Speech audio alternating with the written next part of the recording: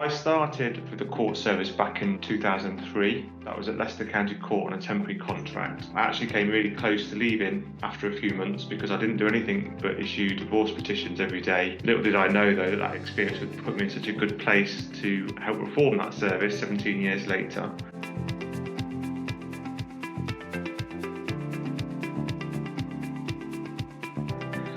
We were lucky in a way when the pandemic started that we had a few services which we were quite far down the journey of reforming them. So probate, divorce and financial remedy were almost finished in terms of digital projects. And that meant that we could really pivot in terms of our ways of working to work digitally and remotely very quickly.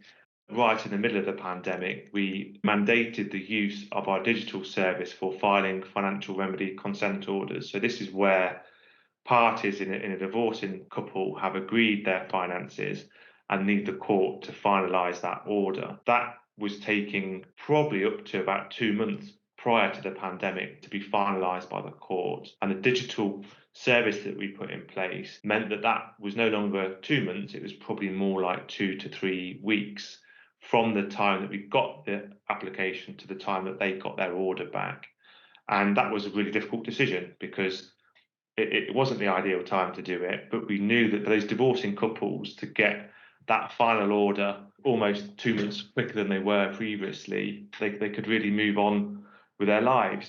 There has been a big impact in the family courts from the pandemic, and we're still really feeling that in our private law cases with the disputes between parents and in public law. So basically, where we've got a need for a court hearing, we are still really suffering from the impact of the pandemic.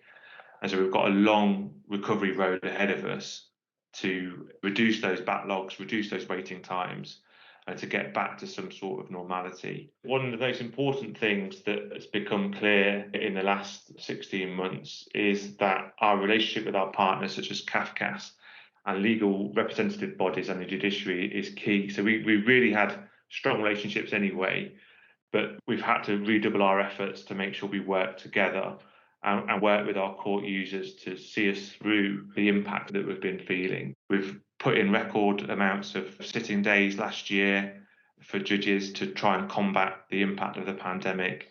And we've introduced digital working and remote technology to enable us to carry on working. But there's just a lot more to come.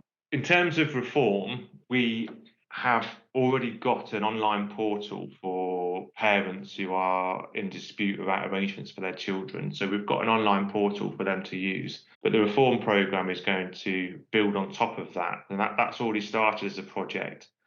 And we're going to make it an end-to-end process, similar to what we've done in public law and in divorce and probate.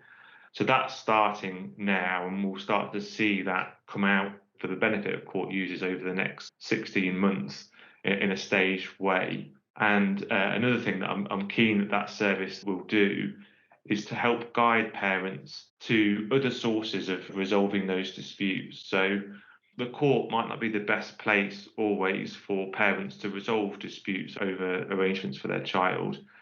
And I'm really keen that we build on that with our partners in MOJ and see more disputes being resolved outside of the courtroom that perhaps don't need to be there.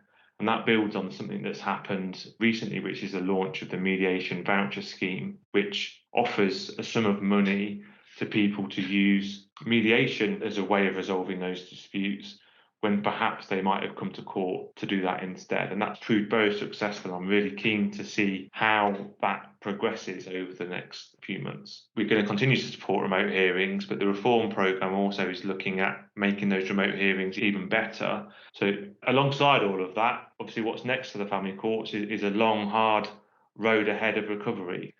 So hopefully now we can start returning to some normal ways of working, so we can get back to more face-to-face hearings where they're the best way of resolving or hearing court cases. But we've got a big impact from the pandemic to work through. And so that's really what's next for us, is more working together, more working with our court users and our partners to find out what works for them, why things are going slowly in some areas, and dispose of these cases quicker and ultimately get resolutions for the children involved.